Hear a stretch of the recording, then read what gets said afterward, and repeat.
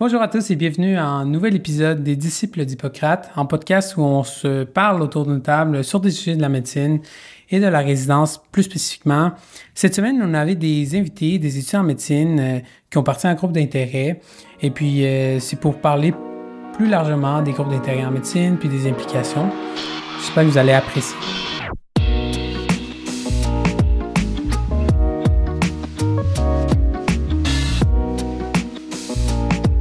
Donc, comme on le mentionnait plus tôt, on reçoit aujourd'hui deux invités spéciaux qui sont avec nous. Donc, on a Olivier et Hakim, qui sont les présidents du groupe d'ultrasonographie de l'Université de Montréal. On va les laisser se présenter un petit peu, là. Donc, dites-nous un peu qui vous êtes rendu dans votre parcours médical, tout ça. Parfait, donc on est deux étudiants en deuxième année du préclinique. Puis c'est ça, on est dans la même cohorte à l'Université de Montréal. Et étrangement, on était aussi au même cégep. Moi aussi, j'ai fait ma formation au Collège de Maisonneuve comme Hakim. Mais moi aussi. Ah, c'est super, excellent. Puis avant la médecine, aviez-vous fait quelque chose d'autre que le cégep ou vous êtes rentré directement du cégep à l'Université de Montréal? Moi, je suis rentré directement du cégep en 2020 à l'Université de Montréal et j'ai fait mon année préparatoire à l'Université de Montréal qui était d'une durée d'1 an. Même chose, donc on est rentré la même année. Puis avant de rentrer en médecine, j'étais dans l'équipe nationale de judo. Et ça s'est terminé cette année-là. Cool, intéressant. Puis dans le fond, on est ici aujourd'hui pour parler vraiment de votre projet là, que vous avez parti.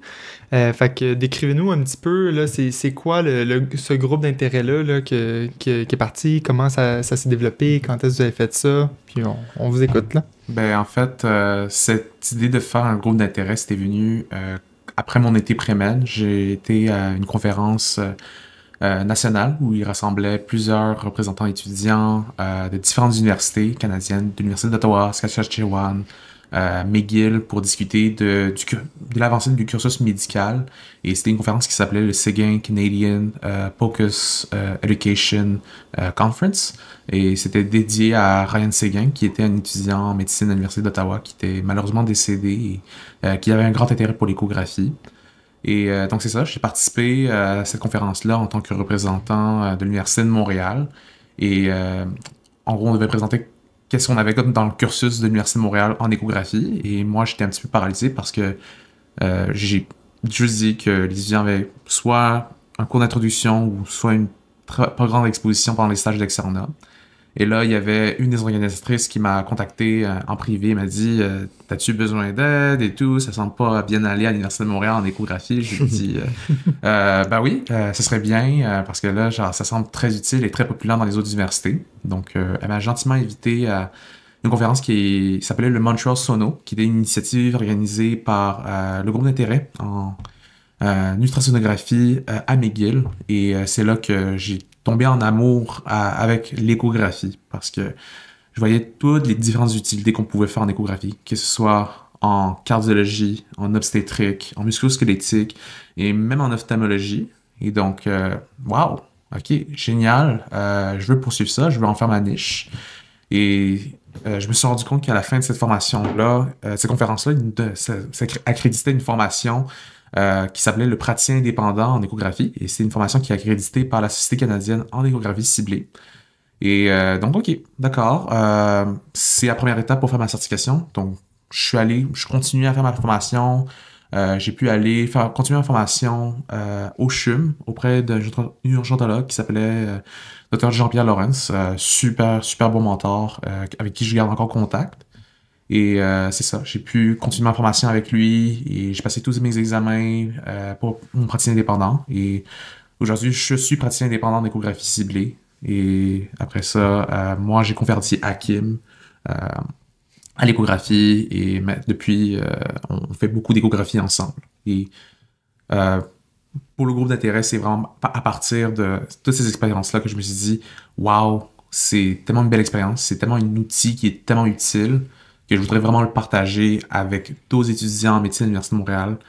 Et le but du groupe d'intérêt, c'est qu'on est là pour apprendre aux gens comment faire l'échographie, à quel point c'est utile en clinique, mais aussi on collabore avec la faculté de médecine pour être une représentation étudiante sur le cursus en échographie qui est en train de se faire développer en ce moment. Et donc, notre mission, c'est vraiment de hausser l'intérêt de l'échographie auprès des étudiants en médecine, mais aussi de lutter vraiment pour avoir un changement durable dans notre cursus en éducation médicale pour que les générations à venir aient un cursus qui est beaucoup plus développé que nous en échographie ciblée. C'est intéressant quand même.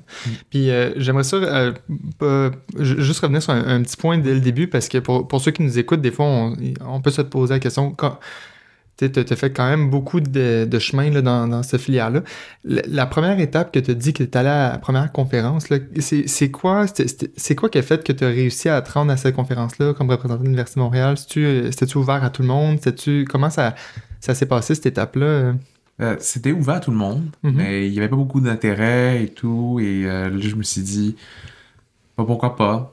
Au début, j'étais dans le groupe d'intérêt en médecine d'urgence et là, ils avaient présenté cette opportunité-là et je me suis dit, OK, pourquoi pas. Ça a l'air d'une belle opportunité et j'ai l'opportunité de discuter avec deux étudiants d'un sujet qui était lié à l'urgence parce que j'avais un intérêt à l'urgence pour au début, mais je savais pas que ça allait me mener vraiment à l'écho. Donc, c'est vraiment...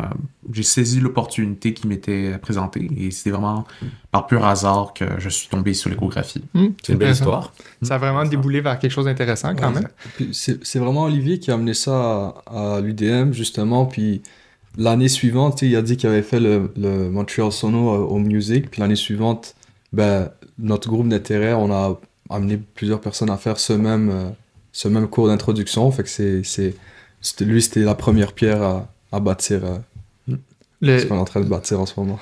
Cool. Puis, dans le fond, fait que là, tu te dis que tu as commencé à amener un petit peu du monde dans ce giron-là, mais ce que je comprends, c'est que présentement, vous êtes un groupe qui est organisé, un groupe d'intérêt, comme la genèse de passer de j'ai juste un intérêt puis je veux développer ça à on crée un groupe qui est structuré. Ça s'est passé comment?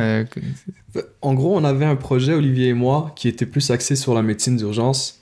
Mais ensuite, ça s'est redirigé vers l'échographie. On a commencé à travailler ensemble. On a fondé le groupe d'intérêt en septembre cette année. Ouais. Okay. Mais plusieurs mois avant, on se rencontrait une dizaine d'étudiants ensemble. Je pense 2 fois par mois, à un peu initier les premières étapes à la construction du groupe. C'est qui les personnes importantes à contacter, ça serait quoi nos objectifs, parce que on formait ça ensemble et puis c'est ça qui nous a amené aujourd'hui à avoir un groupe d'intérêt aujourd'hui avec des membres de la pré-med jusqu'à la 2e année de l'externat. OK, fait que vraiment tout le doctorat dans le fond là. Puis on l'a vécu un petit peu là, puis on va y revenir plus loin dans le podcast, mais il y a toujours des gens qui peuvent nous aider, puis des gens qui... des défis un peu qui peuvent venir avec partir un groupe d'intérêt.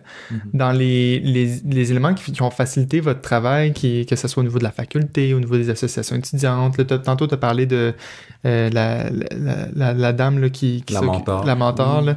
Y a-t-il d'autres mondes que ça qui vous ont aidé un petit peu à démarrer ça, là, ce projet-là? On avait quelques contacts dans l'association étudiante on voulait vraiment faire un groupe d'intérêt qui allait faire partie de l'association étudiante. De cette manière-là, on avait peut-être plus de publicité, plus de moyens pour rejoindre la communauté étudiante. Et donc, ils nous informaient sur le processus, sur comment faire un groupe d'intérêt. Et une des embûches qu'on devait faire face, c'était pourquoi est-ce que notre groupe d'intérêt en ultrasonographie se démarquait des autres groupes d'intérêt, parce qu'on ne voulait pas avoir de redondance avec les autres groupes d'intérêt, parce que ça ne servirait à rien.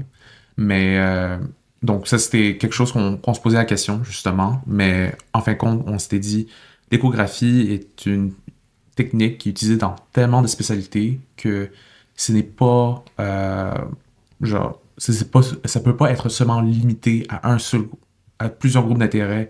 Par exemple, groupe d'intérêt en radiologie. On voulait vraiment en faire un seul groupe d'intérêt parce que ça rejoignait tellement de spécialités que ça méritait son propre groupe d'intérêt en soi. Il y a aussi le fait que lorsque j'en avais parlé à mon tuteur d'APP en musculo-squelettique, il me disait que ça fait plusieurs années qu'il essayait de pousser un cursus en échographie à l'UDM, mais que la faculté, il m'a dit, ça serait super parce qu'il imaginait que la faculté serait beaucoup plus réceptive à un groupe d'étudiants qui se rassemblent autour de l'éco pour faire développer ça, que ça soit des patrons qui poussent ça, puis tu sais, qui font ça dans leur quotidien. Donc, tu sais, on voulait avoir aussi un impact plus fort par rapport à ça. Ouais. Fait que vraiment un rôle de leadership à plus grande échelle là, dans votre cursus, c'est intéressant quand même. Puis ça serait quoi les difficultés que vous avez rencontrées dans l'établissement de ce projet, mais surtout dans le fait de le faire passer à quelque chose qui a une reconnaissance à l'intérieur de votre faculté? Avez-vous rencontré des difficultés, des challenges en particulier? La principale difficulté, je dirais, c'est vraiment l'accès aux machines. Donc, on a eu beaucoup un long processus à aller chercher pour un accès aux machines qui serait pas seulement unique ni sporadique. On voulait vraiment avoir un accès régulier. Puis c'est avec un contact avec la DEAC du CHUM, donc la direction d'enseignement, qu'on a réussi à surmonter cet obstacle. Puis c'est grâce à ça maintenant qu'on donne on donne des activités hands-on mensuelles. Cool, vraiment cool. Cool, ouais, vraiment. Puis sinon, avez-vous senti, parce que bon, on le sait, là, c'est comment être étudiant en médecine, on a l'étude, on a comme toute notre vie à gérer juste au niveau médical, fait que tout l'extracurriculaire, des fois, ça se rajoute sur un horaire. Avez-vous senti des fois que ça mettait des barrières pour vous d'aller recruter des gens ou pour la présence à vos activités? Sentez-vous des fois que c'est un enjeu, ça? Mais il y a des moments où ça pouvait être lourd parce qu'on voulait créer notre propre matériel pédagogique qu'on voulait présenter aux étudiants. Donc, c'est vrai que ça nous fait prendre du temps de nos études pour vraiment travailler sur ce projet-là. Mais ce qui aide beaucoup, c'est vraiment le fait qu'on est quand même une belle équipe, une grosse équipe ensemble et ça nous permet de déléguer des tâches. Par exemple, vu que à quel moment on est coprésident, il y a des moments où j'ai pas le temps en ce moment. Et je dis à Kim, est-ce que tu peux t'occuper de ce projet-là? Est-ce que tu peux t'occuper de ces réunions avec les membres?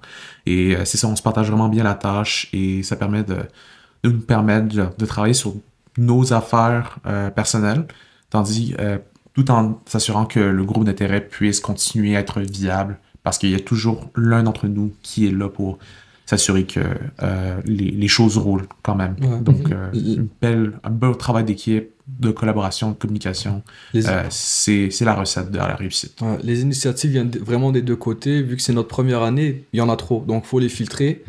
Puis on a l'aide des membres aussi qui nous aident à travers ça. Puis aussi, vraiment beaucoup, j'ai été surpris à quel point les étudiants sont engagés dans le projet. Ils y tiennent vraiment à cœur.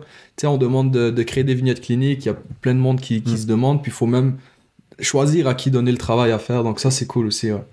Fait que je comprends entre les lignes que les activités qui sont faites sont créées par les membres du comité d'intérêt, mais elles sont pas juste offertes aux membres du comité d'intérêt, c'est tous les étudiants de l'Université de Montréal qui peuvent y participer? OK.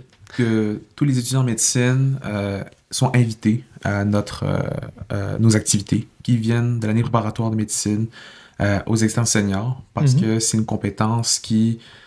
c'est vrai qu'il y a une volet connaissance clinique à avoir parce que vraiment l'échographie ne va pas complètement changer notre jugement clinique. C'est sûr que ça doit être utilisé en extension et pas en remplaçant ton examen physique. Sauf que on est là pour ça. On est là pour former les gens à développer ce jugement clinique-là parce que Kim et moi et d'autres membres qui sont des praticiens indépendants ou des praticiens indépendants candidats, on a été formés de cette manière-là à utiliser notre jugement clinique. On pose des questions aux étudiants qui viennent faire nos activités. OK, on a tel patient qui vient avec très belle représentation clinique. Qu'est-ce que tu ferais comme scans? Et donc, on n'apprend pas seulement la portion pratique de l'échographie, mais on enseigne également la portion jugement clinique derrière tout ça. Puis, c'est important de souligner qu'on est en deuxième année de préclinique. On a tout le temps un mentor présent aux activités. Souvent, Dr. Janakakis qui est présente. Qui fait un fellow en échographie. C'est ça. Il faut que ça reste quand même ancré dans la clinique pratique, là, qui est quand même intéressant. Puis, tantôt, vous mentionnez là, que vous vouliez être un peu, mais pas accompagné, mais développer la mentalité de la direction autour de l'échographie. Puis, avez-vous des suivis un petit peu de ça, de comment, où est-ce que ça pourrait déboucher dans les prochaines étapes de ça?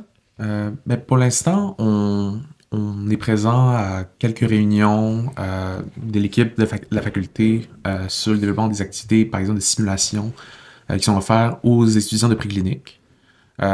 Donc, c'est encore en développement à l'Université de Montréal, mais il y a comme des acteurs de changement, comme certains médecins en particulier, Dr Laurie Lafontaine, qui était au début un médecin qui nous aidait. Après ça, elle nous a référé à Dr Sophia Maria Giannakakis, qu'Hakim mentionnait, pour nous aider à développer nos activités. Et il y a d'autres personnes qu'on souhaite rencontrer pour avancer davantage et l'initiative d'amener l'échographie à l'Université de Montréal. Et je dirais que c'est encore en développement. Mais c'est superbe qu'ils nous laissent venir dans ces réunions-là pour vraiment mettre notre soi-disant input pour s'assurer que les activités qui soient faites soient adaptées aux étudiants, mais aussi qui reflètent vraiment l'intérêt des étudiants et qu'ils donnent plus de temps de pratique. Parce que c'est en pratiquant qu'on devient meilleur. Donc, plus de temps de pratique pour les étudiants, c'est le meilleur pour faire avancer l'échographie à l'Université de Montréal. Intéressant. Puis, moi, la question que j'ai pour vous, c'est que je sais que vous avez une page Instagram sur laquelle que vous utilisez beaucoup pour communiquer justement avec les gens qui vous suivent. C'est quoi que vous pensez que cette portion réseaux sociaux joue dans le rôle d'un groupe d'intérêt ou dans son émancipation, puis le fait qu'il grossisse? Pour moi, la principale chose, c'est aller rejoindre les étudiants qui ne sont pas nécessairement conscients de l'existence du groupe d'intérêt, qui ne sont pas nécessairement conscients des activités qu'on va faire. Parce qu'on a remarqué vraiment, dans notre cas, que les étudiants veulent vraiment faire de l'écho. Et la portion réseaux sociaux, ça serait vraiment pour aller chercher les étudiants qui sont pas... Tu sais, Oli et moi, les gens de la cohorte savent qu'on a une initiative en échographie, mais les premières années, les gens en pré-med, et surtout les externes, ils suivent plus nécessairement les activités au niveau de l'université. Donc, mais par contre, ils suivent encore les comptes des groupes d'intérêt. Donc, c'est pour aller chercher ces gens-là. Puis justement, les externes, on a décidé de leur donner priorité aux activités parce que c'est ce qu'ils vont vraiment appliquer durant les stages. Vraiment intéressant parce que je passais sur certaines de vos publications, puis ce que j'aimais beaucoup, c'est justement le 4 du mois. Puis ça, pouvez-vous juste nous en parler rapidement de en quoi ça consiste, parce que je trouvais vraiment ça intéressant comme concept. 4 du mois, c'est une des membres, c'est Vivian qui s'en occupe. Puis on a voulu justement insérer des vignettes cliniques. Il y a aussi le volet où on veut faire grandir le groupe d'intérêt au niveau des réseaux sociaux, donc aller chercher plus de gens qui nous suivent, mais aussi pour encore une fois, mettre de l'emphase sur la clinique. Donc, avoir des images, mais surtout corréler les images trouvées aux symptômes du 4 du mois. Mais c'est ça, donc elles sont publiées par définition à chaque mois. Là. Et après ça, vous faites une autre publication avec la réponse pour faire une sorte de feedback sur ce que les gens ont répondu. On essaie de rendre ça interactif, là, parce que on fait du contenu, c'est vrai, sur les pages Instagram, Facebook. Il y a même une vidéo de Hakim qui présente comment trouver un pneumothorax. Mais on voulait faire une autre manière aussi pour les faire interagir et leur faire travailler les méninges pour reconnaître des signes qui pourraient être très utiles à l'échographie.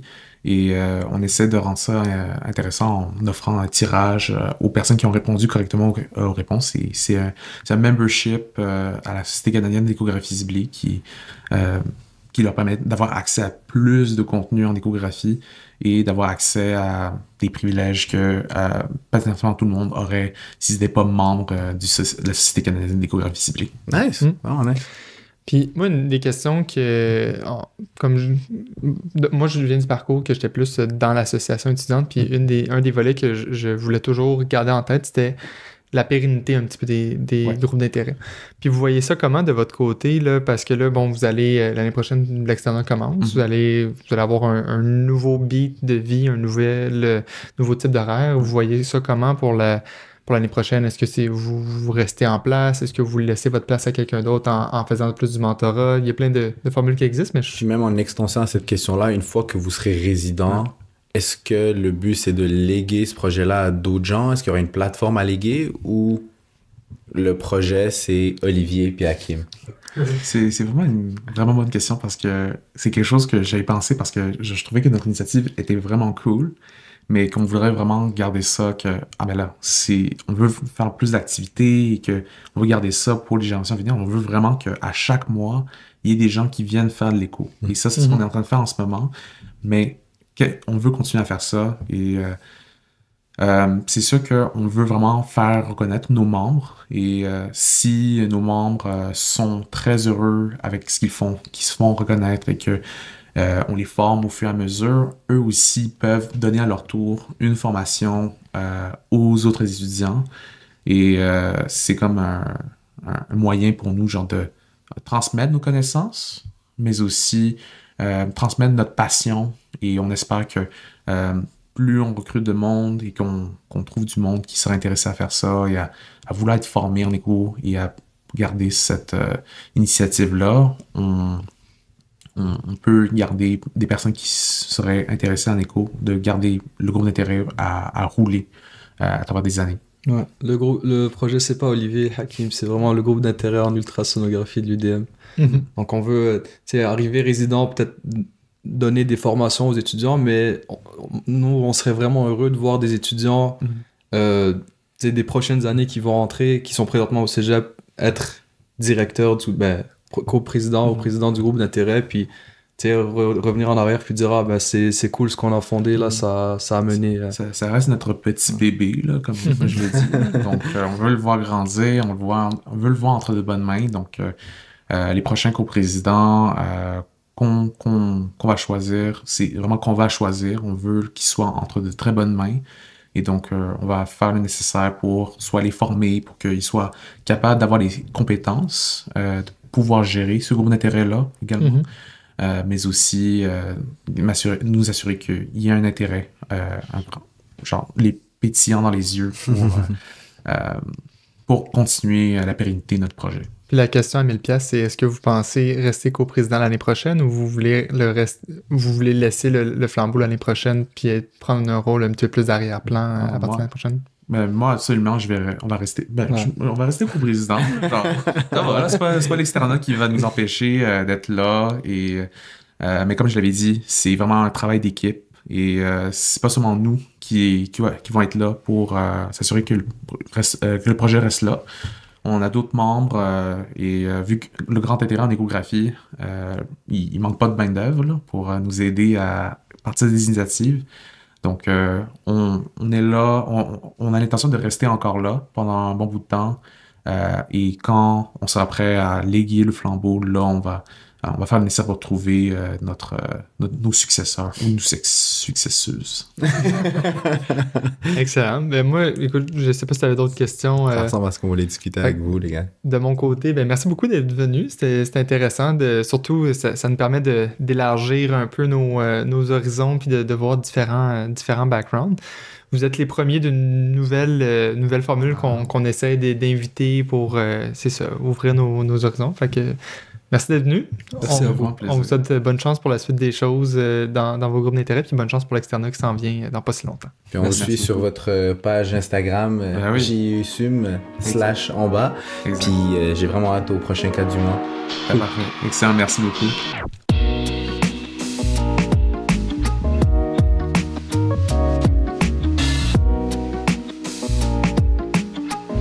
Donc, on vient de recevoir deux collègues qui sont au préclinique à l'Université de Montréal, Olivier et Hakim. C'est vraiment intéressant. Là. Moi et Taher, on a eu une bonne discussion avec eux autres. Puis on voulait juste peut-être revenir sur ce qui a été discuté puis faire des petits liens avec notre vécu, nous autres aussi, dans le monde du extra-curriculaire en médecine. Fait que, Alain, toi qui viens d'écouter ça, comment t'as trouvé ça? Comment tu relates à ça un petit peu? Là? Ben, je pense que c'est depuis, puis je pense que c'est vraiment plus important depuis que c'est pass or fail en médecine, là, tout ce qui est extracurriculaire est devenu tellement important. Mm-hmm. Puis on s'entend, moi j'ai moi-même eu un groupe d'intérêt, j'ai été impliqué ici et là, puis d'ailleurs je sais pas si toi t'as été impliqué, mais juste notre engagement envers notre chaîne YouTube, tout ça a été quand même beaucoup d'implication, puis ça prend quand même un certain courage, puis une certaine confiance de le faire, puis il y a une bonne manière de le faire, puis je pense que c'est ça qu'on veut ressortir aujourd'hui, si vous avez des idées, si vous avez des choses à faire, il y a moyen. Puis il suffit de s'organiser, avoir une idée claire, puis trouver les bonnes personnes. Puis des fois, c'est les opportunités qui se présentent à nous. Puis c'est le fun de voir qu'il y a d'autres personnes qui essayent de pousser leurs intérêts comme nous, on le faisait quand on était dans le fond au préclinique aussi. T'as tellement raison, là. Puis moi, quand tu dis le pass or fail, pour moi, ça a vraiment ouvert des opportunités aussi à ce niveau-là. Je me suis un peu retrouvé là, dans l'histoire de comment ça a commencé, tout ce groupe-là. Juste, moi, mes implications à la vie étudiante, ça a été, il y a une association étudiante, il y a les élections, il y a personne qui peut se présenter, il y a un poste qui serait un peu un profil qui me correspond. Bon, on va se lancer, voir qu'est-ce que ça fait. Puis là, de fil en aiguille, j'ai évolué vraiment dans cette organisation. T'as pas juste évolué, là, t'as été le président de notre association. C'est pas juste une petite évolution. Mais ça a commencé, c'est ce que j'ai aimé de leur histoire, que c'est un peu la même chose pour eux. Ça a juste été une petite porte en donné, que j'ai juste suivi le filon, puis ça m'a amené à ça. Puis j'ai l'impression que c'est un peu ça aussi de leur côté, que je suis allé dans une conférence, il y a quelqu'un qui m'a mentoré, puis là, ça grossit, puis là, il y a des espoirs de changer un petit peu le curriculum, d'intégrer l'échographie dans le curriculum de l'Université de Montréal. Je trouvais ça super intéressant. Là, je pense que ce concept de petite porte qui s'ouvre, qu'il faut saisir, s'applique à tellement tout en médecine. Mm-hmm. Il y a tellement de projets de recherche que j'ai juste embarqué dans un groupe Facebook de groupes d'intérêt qui ont mené vers d'autres contacts, qui ont mené vers des groupes, des projets de recherche, qui ont mené vers des conférences. Et c'est juste ta motivation à toi qui est le vecteur vers où tu peux finalement atterrir. Fait que c'était vraiment intéressant de voir où ils sont partis, puis où finalement c'est rendu, et potentiellement où ça va se rendre. Mm-hmm. Puis moi, ce qui m'a un petit peu marqué par rapport à la discussion qu'on a eue avec eux, c'était surtout la place de l'échographie à l'Université de Montréal, Mm-hmm. que j'étais vraiment surpris de voir à quel point les étudiants n'ont pas tant d'exposition à quelque chose qui prend de plus en plus de place en médecine, surtout qu'on a vu avec notre externat puis notre résidence. Puis je trouvais qu'à l'Université de Sherbrooke, somme toute, on a quand même été relativement bien formés pour ça. Qu'est-ce que vous en pensez? Je ne sais pas si formé plutôt que bien exposé. Mm-hmm. Je pense que ça, c'est le principal atout qu'on a eu, c'est avec tous les ateliers qui reviennent, puis les gens qui nous écoutent de l'Université de Sherbrooke, ils le savent, mais pour ceux qui ne viennent pas de là, on a des ateliers récurrents, pas mal à chaque semestre, au moins 1 heure, un atelier d'écho qui est en lien avec ce qu'on voit, la matière qu'on voit. Mais je pense que, puis je veux juste jouer à l'avocat du diable, mais chaque faculté a comme ses forces puis ses faiblesses, puis je pense que ça en est une de l'Université de Sherbrooke. Là, on pointe du doigt un petit peu l'Université de Montréal parce que, personnellement, peut-être qu'on est surpris, on prenait ça pour acquis, puis finalement, c'était pas tant acquis que ça. Mais je pense qu'il y a d'autres forces de l'Université de Montréal que l'Université de Sherbrooke aurait pas. Mm-hmm. Puis c'est correct, chacun ses particularités. Ça, je trouve ça intéressant de voir en fait, qu'il y a des gens au préclinique puis des étudiants qui sont au courant, participent à des choses, puis ils se rendent compte de qu'est-ce qui manque. Mm-hmm. Exactement. Ils se rendent compte de qu'est-ce qui manque, puis ils le font. Puis à l'Université de Sherbrooke, c'était la même chose. Il y avait certaines lacunes, puis il y a des groupes d'intérêt qui se créaient là-dessus. Mm-hmm. Puis je trouvais ça, il y a certaines, des fois, particularités par rapport à l'approche de l'anatomie de l'Université de Sherbrooke. Puis il y a eu des groupes d'intérêt là-dessus aussi. Fait que vous voyez, c'est comme, c'est un peu... c'est un peu le bon moyen d'amener ça à la faculté puis de montrer de l'intérêt. Puis je pense que rendu où ce qu'ils sont, les étudiants en médecine, on s'entend, c'est des gens qui sont hyper performants, super impliqués. Je pense qu'ils sont capables de comprendre à peu près qu'est-ce qui leur manque puis créer les groupes d'intérêt pour combler ce besoin-là. Mais c'est le but même du groupe d'intérêt, puis comment moi je l'ai toujours perçu, c'est de prendre une niche d'étudiants qui ont un certain intérêt au départ et qui viennent combler un certain manque ou qui viennent potentiellement être un vecteur de changement pour exposer ces étudiants-là et leur révéler leur intérêt, le faire grandir.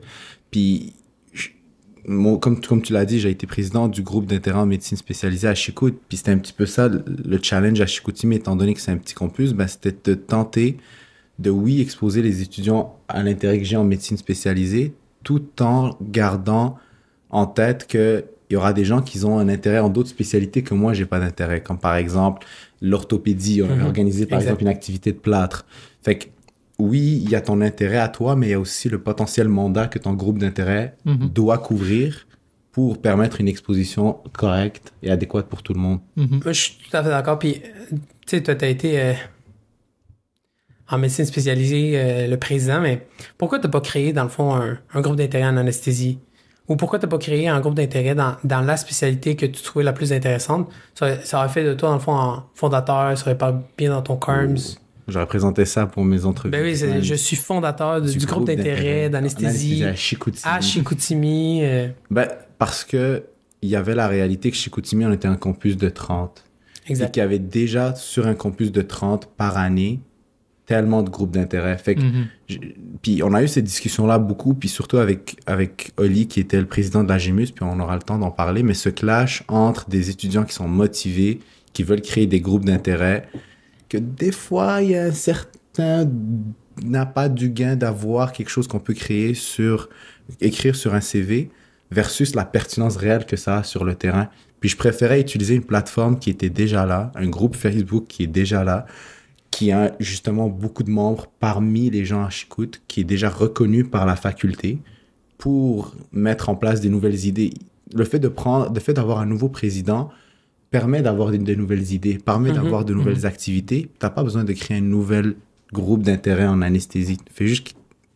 Ça fait partie du mandat du groupe d'intérêt en médecine spécialisée. Fait que je trouvais que c'était une plateforme qui était là, puis je voulais utiliser au lieu de créer quelque chose de nouveau, puis de diviser au lieu de rassembler. Exact. Puis un des avantages d'avoir des groupes qui sont déjà là, que je me rappelle quand on était à Chicoutimi, là, que c'était vraiment dans les gros débats qu'on avait, c'est de garder un petit peu l'attention des externes, des étudiants en médecine. Là. Je me rappelle une certaine époque où est-ce qu'on se faisait un peu, on avait un guilt trip un peu parce que genre on participait pas à tous les événements, puis le groupe d'intérêt avait besoin que les gens viennent pour qu'ils survivent, puis on travaillait pour les groupes d'intérêt au lieu que les groupes d'intérêt travaillaient pour les étudiants. Ça, je me rappelle, c'était un des défis là, de balancer le temps un petit peu que tout le monde pouvait offrir. Mais c'est aussi tous les collaborateurs externes, là, que ce soit un patron qui collabore avec tel groupe d'intérêt. Ben, si une fois que l'année finit puis que les gens qui étaient dans le groupe d'intérêt sont plus là, on veut que le patron reste dans l'écosystème, mais il faut que ce groupe d'intérêt-là survive un petit peu aux membres qui ont créé ce groupe-là. Puis c'était un des enjeux qui était difficile à balancer parce que tu veux pas, en tout cas moi quand j'étais dans l'association étudiante, tu veux pas être celui qui shut down un projet, qui le tue dans l'œuf, une bonne idée juste parce que c'est nouveau puis on veut être réfractaire, mais en même temps, on veut s'assurer que les collaborations qu'on a survivre à la prochaine année aussi, sans comme tout s'éparpiller à droite puis à gauche. Puis, fait que c'est toujours un jeu de balance, de balancer. Il y avait aussi des enjeux financiers. Derrière ça, en tant que président de la GEMUS, il y a un certain budget qui est assigné à chaque groupe. Fait qu'avoir plein de groupes qui se créent, ça divise un petit peu. À Chicoutimi, pour être bien honnête, c'était pas le plus gros des enjeux. Okay. Le plus gros des enjeux, c'était vraiment le temps. Les étudiants, tous les sondages qu'on a faits à ce niveau-là, on recevait beaucoup de résultats on reçoit de la pression de participer au groupe d'intérêt pour que le groupe d'intérêt survive. Puis nous, c'est vraiment la chose qui faisait qu'on mettait plus les freins sur, puis qu'on est arrivé avec un système pour la gestion du calendrier et compagnie. Puis oui, l'élément financier rentrait là-dedans, mais c'était vraiment le but de ramener la mission à... C'est un outil qui est collectif, c'est pas un outil pour développer le dossier CARMS de tout le monde. Tout un chacun. Je serais intéressé de voir les administrateurs à l'Université de Montréal, comment ils vivent ça, ou même juste au campus principal de l'Université de Sherbrooke, parce que on s'entend le scale de 30 personnes versus comme 200 personnes, on n'est pas du tout dans les mêmes enjeux. Là. Pas du tout dans la même place. Puis juste par rapport à ça, je trouve que c'est important de le dire, puis il y a une certaine pérennité pour des groupes qu'il faut qu'ils restent là, puis tu sais, la réalité, c'est que, mettons, il y a un groupe d'intérêt en médecine interne ou quelque chose. Médecine interne, c'est assez large, puis assez d'intérêt, puis assez de monde pour que faut que ça soit le même, puis on n'a pas besoin de subdiviser hémato-oncologie, gastro en groupe d'intérêt, en cardio en groupe d'intérêt. Comme là, il y a comme trop de choses, mais il y en a d'autres où est-ce que peut-être il y a un intérêt accru. Puis c'est correct qu'il y ait un roulement dans les groupes d'intérêt. C'est correct que l'échographie, ça soit super, super important maintenant, par exemple, à l'Université de Montréal, mais une fois que c'est vraiment acquis mettons que ça serait super acquis dans le programme, sont assez exposés, sont assez formés, peut-être que ça va être moins pertinent. Ça va être moins pertinent. Puis, mettons qu'il y a une nouvelle méthode d'imagerie qui est beaucoup plus. Ou l'intelligence artificielle, par exemple, qui prendrait exactement, de la place. Ouais. Des choses comme ça. C'est correct qu'il y ait un roulement. Ça, c'est mon humble avis, là, mais c'est correct qu'il y ait un roulement dans les groupes d'intérêt. Puis, je t'ai posé la question, là, c'est pourquoi tu n'as pas créé le groupe d'anesthésie, mais tu sais, à Chicoutimi, il y a plusieurs années de ça, il y a des activités en radiologie qui se faisaient, puis moi, je m'impliquais tout ça, mais il n'y avait pas vraiment de groupe d'intérêt en tant que tel. Puis la réalité, c'est que la radiologie n'était pas non plus la priorité du groupe de médecine spécialisée, ce qui est complètement normal, parce qu'il y a quand même d'autres spécialités qui sont un petit peu plus mises de l'avant, puis plus connues, pour lesquelles les ressources devaient être mises pour faire ces activités-là. Mais nous, on en avait créé un juste pour donner un genre d'accès plus facile aux étudiants à être exposés à la radiologie. Puis, on s'était posé la question, est-ce qu'on rentre plus dans la sous-catégorie de médecine spécialisée? Est-ce qu'on a vraiment besoin d'être en groupe d'intérêt? On peut faire des événements, on peut faire des activités sans besoin d'être en groupe d'intérêt. Puis, ça reste que, c'est quand même, tu peux en parler, puis reconnaître, puis là-dessus, bâtir, puis le refaire. Puis en radiologie, ce qui était vraiment le plus, ce qui nous a poussé le plus, c'était juste le financement, qu'on avait accès, puis avoir une certaine structure pour que ça soit officiel. Mais en tant que tel, quand on est allé à la GEMUS, puis ils nous disaient, mais pourquoi, en fait, tu sais, des personnes qui sont intéressées en pédiatrie, mais pourquoi il n'y a pas de groupe d'intérêt en pédiatrie à l'Université de Sherbrooke à Chicoutimi? Puis la réalité, c'est correct s'il y en a un. Si dans une cohorte, il y a 10 personnes qui sont intéressées par la pédiatrie, puis ils veulent faire connaître, puis genre s'impliquer, puis collaborer avec les autres groupes d'intérêt, mais ça serait correct aussi. Mais tu sais, il y avait toute cette dynamique-là de tu sais, on veut pas faire des choses juste pour faire des choses, parce que ça sert un peu à rien, là. Ça sert à rien de créer un groupe d'intérêt qui meurt l'année suivante. Mais il y a le fait aussi de avoir quelque chose de structuré, donne accès, dans le fond, quand on voulait aller au département de radiologie, visiter le département de radiologie, c'est le groupe d'intérêt en imagerie à Chicoutimi qui le faisait. Fait que c'était beaucoup plus facile, plus d'approche, exactement. Un certain poids à ce que tu veux amener aussi. Oui, exactement. Au lieu de juste un étudiant est intéressé de faire une activité dans telle affaire très, très vague, genre pas baqué par l'association. C'est différent. Mais je voulais juste amener ce point-là parce que c'est intéressant, puis je pense qu'il y a un roulement à faire qui est correct. Puis il y a des besoins ponctuels où est-ce que même si c'est pas en comité ou c'est pas un groupe d'intérêt, mais un groupe d'étudiants peuvent se joindre puis faire les choses, puis ça serait correct aussi. Absolument. Puis c'est une discussion qu'on a eue quand même à quelques reprises parce que je pense que il y a toujours un équilibre à atteindre qui va être différent à chaque cohorte, à chaque site, dans chaque contexte. Puis la réalité est différente. Nous, on parle, mais on ne sait pas c'est quoi la réalité dans chaque campus. C'est quoi la réalité des groupes d'intérêt à U-Laval. Moi, personnellement, je la connais pas. Non, effectivement. Fait que moi, pour pas qu'on s'éternise trop, là, on voulait juste revenir un peu sur nos expériences, mais je vous propose qu'on mette fin à l'épisode d'aujourd'hui, désolé. Absolument. Là-dessus. Puis, dans le fond, on remercie encore une fois nos collaborateurs qui sont venus là, dans les dernières minutes avec nous parler de leur expérience. On va vous tenir au courant un petit peu là, des prochains sujets qui s'en viennent de notre côté. Ouais, puis le seul message que je dirais à nos auditeurs, c'est un petit peu la morale derrière l'histoire de si vous avez un intérêt, allez le chercher, puis poursuivez-le, parce qu'il y aura des gens que vous allez rencontrer sur le chemin, à votre niveau, qui ont un intérêt similaire ou qui vont être portés par votre intérêt, et des gens qui seront des mentors pour vous, puis qui vont vouloir porter cette flamme que vous avez, puis vous aider à l'amener plus loin. Fait que n'hésitez pas, parlez-en aux gens autour de vous, à vos mentors dans vos cours et aux gens que vous allez rencontrer à travers le processus. C'est sûr que ça va mener à des belles histoires comme celle de Olivier, puis d'Hakim et de leur groupe d'intérêt.